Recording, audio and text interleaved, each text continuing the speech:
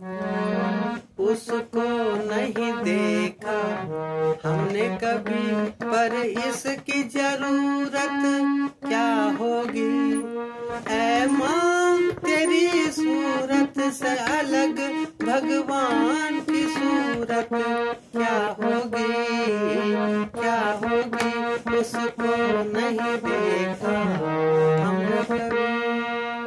देवी या सज्जनों, आत्मदेव के बन जाने पर जब पता चला धुंधकारी को कि पिताजी वन को चले गए, तो माँ धुंधली को मिलने के लिए आया और कहने लगा कि माँ ये बता कि धन कहाँ रखा है, नहीं तो लुआटी से तेरी खबर लूंगा। लुआटी कहते हैं कि जली हुई जो लकड़ी होती है ना, आधी जली, उसको लुआटी कहते हैं। कि लुआटी लेकर के खबर लूंगा। जिस माता को उसको नहीं देखा हमने कभी, पर इसकी जरूरत क्या होगी। ऐ माँ तेरी सूरत से अलग भगवान की सूरत क्या होगी। जो हमको सूखे में सुलाती है और गीले में अपना आप सोती है, उस माँ के लिए वो लुआटी लेके आया है। तो देविया सज्जनों, इस तरह माँ को परेशान करता रहा। जो धन था लूट करके ले गया। अंत में माँ ने विचार किया कि रोज मरने से तो एक दिन मरना अच्छा है। कुएं में छलांग मार दी और राम नाम सत्य हो गया। एक दिन क्या हुआ कि राजा के धन को चुरा करके धुंधकारी, क्योंकि वैश्याओं को प्रसन्न करना है ना, राजा के धन को चुरा करके ले आए। अब वैश्याओं ने सोचा कि इतना सारा धन है, कहीं हम पकड़ में ना आ जाएं, तो इसलिए ये जो धुंधकारी है इसका राम नाम सत पहले कर देते हैं।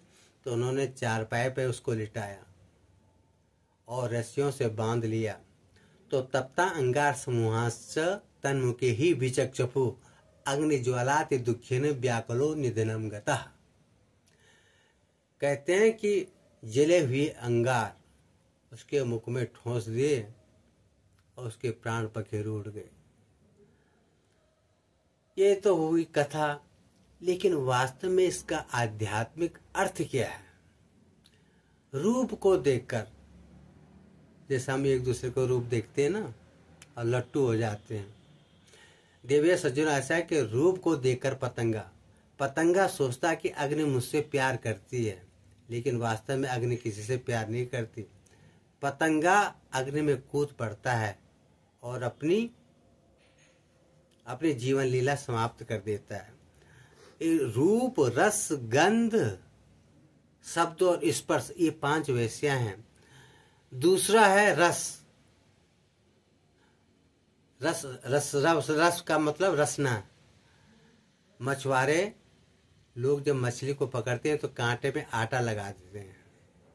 आटा लगा के उसको पानी में छोड़ देते हैं तो मछली फंस जाती है। तो एक रसना के कारण, एक स्वाद के कारण मछली अपनी जीवन गंवा बैठती है। तो ये हुआ रूप और रस। गंध, एक भौरा कमल, जैसे सूर्य उदय होता है तो कमल खिल जाता है, तो भौरा उसमें मंडराता हुआ बैठ जाता है।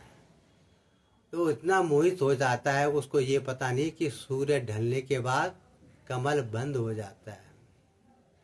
तो शाम को हाथी ने उसको अपने सूंड पर लपेट करके अपने सूंड पर लपेटा और उसको अपने पांव से रौंद दिया, तो उसकी जीवन लीला खत्म हो गई। चौथा हुआ स्पर्श। ये वैसे क्या है? स्पर्श।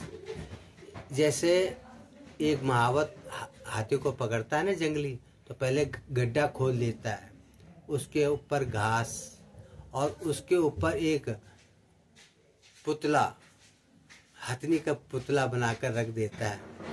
तो हाथी सोचता है कि ये हथनी है, उसके प्यार में ऐसे डूब जाता है कि वो गड्ढा उसको दिखाई नहीं देता, उसकी लीला भी समाप्त हो जाती है। क्यों? स्पर्श के कारण। और 5वां आया शब्द सारे गा मा पा धा नि सा, जो बजाते हैं ना ताल और लय के साथ, तो हम गुरुजी के साथ बजाते थे तबला पर। मैं तब 3 साल गुरुजी के साथ मैंने तबला सीखा है। हारमोनियम तो मैं वैसे बजा लेता हूँ। तो देविया सज्जनों, तो मैंने क्या शब्द, तो वीणा को सुन करके हिरण उस शिकारी के पास आ जाता है। तो उस वीणा की ध्वनि के कारण वो मौत के घाट उसको वो शिकारी पकड़ लेता है और उसकी जीवन लीला खत्म हो जाती है।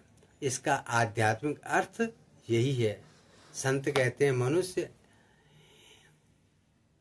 पतंगा हो, मछली हो, भौरा हो या हिरण हो, इनके अंदर एक अवगुण है। इन अवगुणों के कारण ये मौत के घाट उतारे जाते हैं या उतर जाते हैं। तो हे मनुष्य, हे गृहस्थी मनुष्य, तेरे पास तो अनेक अवगुण हैं। तो ये समझ कि तेरी खोपड़ी में, तेरे माथे पे काल मंडरा रहा है, इसलिए भगवान का भजन कर। देवियों सज्जनों, पसंद आया होगा तो सब्सक्राइब और लाइक जरूर करें। राधे राधे, जय श्री कृष्ण।